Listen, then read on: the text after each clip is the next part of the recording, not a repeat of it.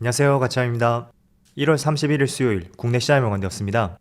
자, 오늘 시장도 코스피는 어제 전날과 비슷하게 마무리가 되었지만 반대로 코스닥 쪽에서는 굉장히 큰 낙폭이 나왔습니다. 무려 2.4%의 급락이 나왔는데 오늘만 그런 게 아니고 최근에 이런 흐름이 계속 나오고 있잖아요.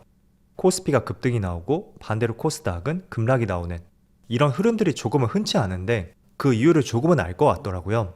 그래서 그 부분은 제가 조금 뒤에서 말씀을 드려보고 아마도 정책과 관련해서 저 PBR 관련주들이 최근에 굉장히 좋은 흐름이 나오고 있습니다.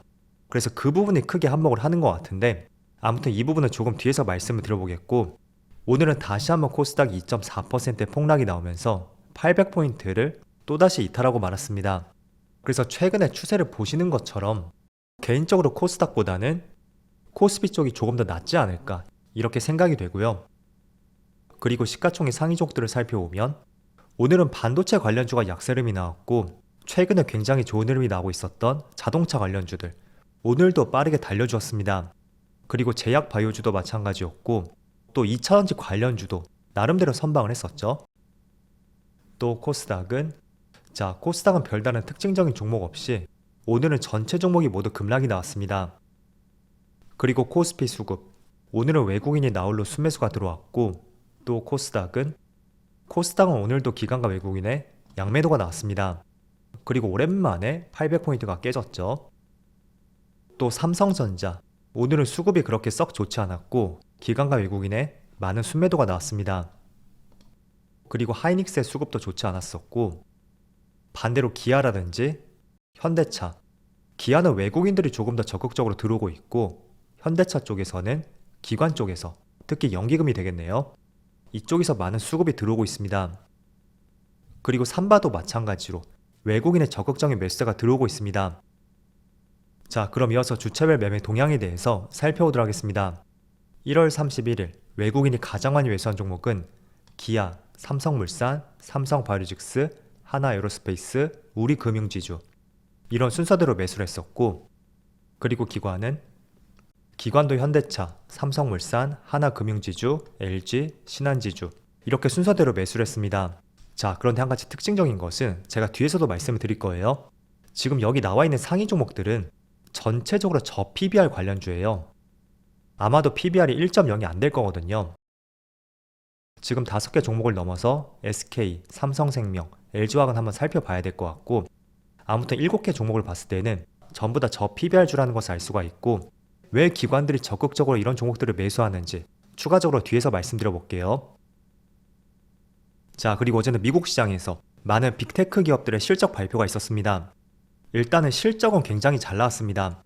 하지만 지금 보시는 것처럼 나스닥이 0.7% 하락이 나왔고 반대로 S&P 500이라든지 또는 다우지수, 나스닥을 제외하고는 시장 흐름이 나쁘진 않았습니다.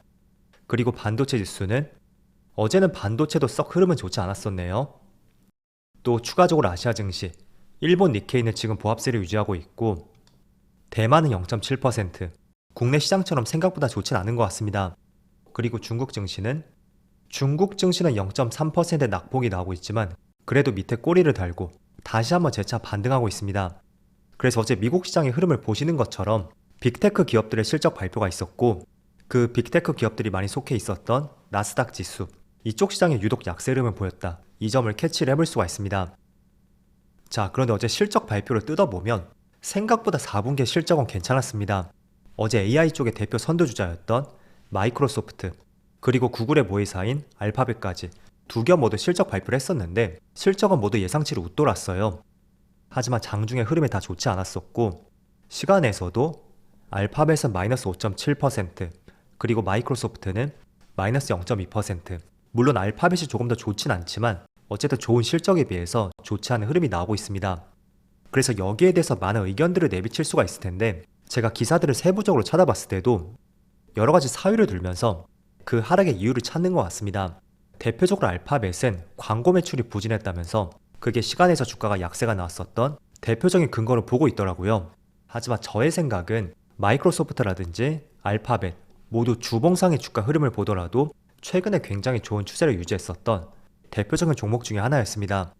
자, 그렇다는 것은 결국에는 실적 발표에 따라서 어느 정도 충분히 차익 매물이 나올 수 있었던 그런 흐름이었다고 생각이 되고 그 과정에서 우리가 너무 민감하게 반응할 필요는 없다는 거예요. 때문에 오늘 같은 시장 흐름도 전날 미국 증시가 약세름이 나왔었고 그 중에서도 빅테크 관련주의 약세름이 나왔던 만큼 자, 국내 시장에 많은 IT 기업들 마찬가지로 썩 좋은 흐름은 나오지 않고 있습니다. 삼성전자라든지 또는 하이닉스 그리고 카카오라든지 네이버 모두 마찬가지로 약세름이 나오고 있습니다. 자, 그렇지만 지나간 실적에 대해서 어느 정도 차익 매물이 나왔다면 저는 결코 길게 볼 수 있는 그런 흐름은 아니라고 생각이 되고요. 가장 중요한 것은 지난 4분기를 넘어서 각 기업들이 주력으로 하는 것들이 있죠. 조금 전에 마이크로소프트는 분명히 AI 쪽이 될 수가 있고 또 알파벳도 마찬가지로 AI라고 볼 수 있잖아요. 그래서 그런 부분의 성장성을 생각해 본다면 부진한 주가의 흐름은 만회가 될 것이고 그에 따라 국내 시장도 오늘은 IT 기업들의 약세 흐름이 나오고 있지만 다시 쫓아가는 흐름이 나올 수가 있다. 이 점을 말씀드리고 싶습니다. 자, 그리고 제가 한 가지 실수를 했었는데 FMCA가 오늘 새벽이 아니라 내일 새벽이더라고요. 그래서 그것도 오늘 밤에 중요한 이슈로서 내일 아침에 어떤 코멘트가 나오는지 같이 한번 살펴보시고요. 또 오늘 삼성전자의 실적 발표가 있었죠. 이 부분도 한번 살펴보겠습니다. 조금 전 주가를 보신 것처럼 오늘은 썩 좋은 흐름이 나오지 않고 있고요. 또 자세한 실적들을 봤을 때도 4분기의 반도체 부분이 DS 부분이에요. 적자가 2조 2천억이 나왔고 그럼에도 불구하고 D램 쪽은 1년 만에 흑자로 돌아섰다 라는 내용을 알 수가 있습니다. 그리고 추가적으로 전체적인 실적이라든지 이런 것들은 지난 잠정 실적 발표에서 충분히 공개가 되었었고 우리가 조금 더 디테일하게 볼 수 있던 것은 각 사업 부분별 얼마의 실적이 나왔는지 그 부분을 캐치를 할 수가 있었잖아요. 그런데 반도체 쪽은 적자가 2조 2천억이 나왔고 반대로 D램, 메모리 쪽은 그나마 흑자로 돌아서면서 올해 본격적인 실적 개선에 대해서 기대감을 충분히 가져볼 수 있는 것 같습니다. 하지만 메모리 쪽은 이렇게 기대감이 큰 반면에 파운드리 쪽, 이쪽은 여전히 재고 조정 중이고 또 경기 회복이 지연이 되면서 다음 분기에도 뚜렷한 실적이 개선되지 않을 것이라는 전망이 나오고 있어요. 그래서 이 부분은 참 아쉬운 부분이죠. 왜냐하면 TSMC 같은 경우에도 파운드리 쪽을 담당하고 있잖아요. 그런데 실적이 굉장히 좋게 나왔음에도 불구하고 반대로 삼성전자는 그쪽 부분에서는 2분기에도 조금은 부진할 것이다 라고 전망을 했던 것이 오늘 주가의 약세로 연결이 되고 있는 또 하나의 이유가 되는 것 같습니다. 자, 어쨌든 파운드리 쪽은 조금은 늦게 출발한다고 해도 결국에는 반도체 쪽은 하반기로 갈수록 이익이 본격적으로 더 개선이 될 것이고 그 과정에서 약간의 순서의 차이는 있겠죠. D램도 보면 가장 먼저 가격 반등이 나왔었고 그 뒤를 이어서 낸드 플래시 쪽이 한 발 늦게 가격 반등이 나왔잖아요. 그래서 그런 부분을 조금은 감안을 해야 될 것 같고요. 자, 그렇지만 오늘처럼 좋지 않은 흐름이 나온다고 해도 제가 어제 말씀을 드렸었죠. 코스피하고 흐름을 계속해서 비교를 해보시고요. 또 1월 중순에 말씀드린 것처럼 이 당시에 말씀드렸을 거예요. 직전 저점을 이탈하지 않는다면 여기서 에너지를 많이 모으고 다시 돌아설 것이다. 그게 저의 첫 번째 생각이라고 말씀드리겠습니다. 그래서 단기적으로 이런 흐름이 나오는지 한번 살펴보시고요. 반면에 조금은 길게 본다면 계속 강조해 드리지만 주봉으로 이렇게 추세를 연결해서 이 추세가 깨지지 않는다면 여전히 저는 추세 상승 중이다. 이렇게 말씀드리겠습니다. 그래서 너무 실적 부분에는 큰 신경을 쓰지 않으셨으면 좋겠습니다. 자, 그리고 지금부터는 새로운 내용을 말씀드려 보겠습니다. 자, 최근에 저 PBR주가 뜨고 있다. 이런 뉴스를 한번 보신 적 있나요? 이런 뉴스가 나온 지 얼마 되진 않았는데 이 저 PBR주라는 것은 제가 가끔씩 코스피 지수에 대해서 저평가 구간인지 그걸 가늠하기 위해서 말씀드린 적이 있을 거예요. 코스피는 0.9가 안 되었을 때 그때는 높은 확률로 그 시점에 매수를 했을 때는 충분히 지수가 돌아서면서 개별 종목도 돌아설 가능성이 있고 매수 관점으로 내다보자고 말씀드렸습니다. 그래서 PBR을 한 번쯤은 들어보셨을 것이고요. 다시 한번 간단하게 말씀드린다면 회사가 보유한 자본 대비 시가총액이 얼마나 큰지를 나타내는 지표이고 이게 1.0을 밑돈다는 것은 청산 가치에도 못 미치는 굉장히 저평가 구간이다. 이렇게 정리를 해볼 수가 있습니다. 자, 그런데 국내 시장은 아시겠지만 항상 코리아 디스카운트가 있잖아요. 그래서 많은 금융주라든지 또는 보험주들 그리고 지주사들 LG, SK 이런 기업들 있죠.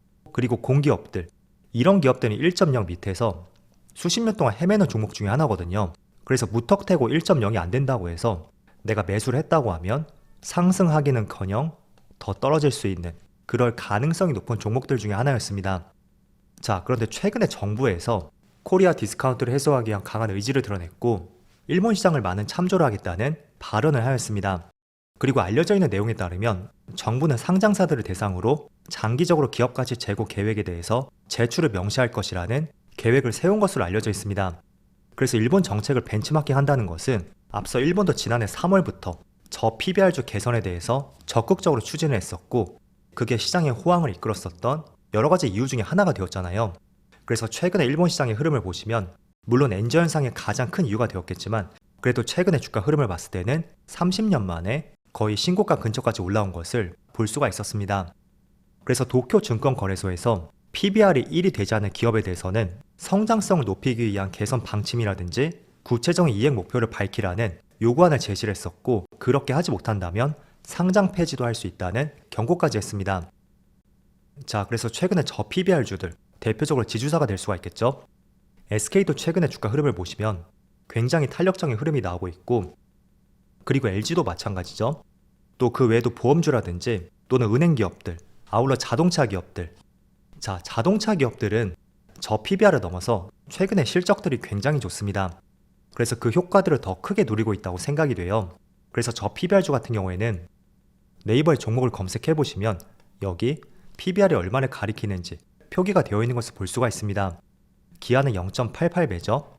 그래서 1.0을 밑돈다는 것은 청산 가치에도 해당되지 않는 만큼 실제로 정부에서 적극적으로 개입을 하고 또 일본 시장을 벤치마킹 한다면 저 PBR주에 대해서는 단순히 하루 이틀의 상승이 아닌 조금 더 추세적인 상승을 기대해 볼 수 있는 모멘텀이 되지 않을까 그렇게 생각이 되니까 저 PBR주들을 한번 찾아보시고요. 그리고 단순히 찾았다고 투자하기보다는 또 다른 실적적인 모멘텀이 있는지 그런 것도 참조를 해보신다면 지금 자동차 관련주와 마찬가지로 주가의 이목과 관심이 더 쏠릴 수가 있겠죠.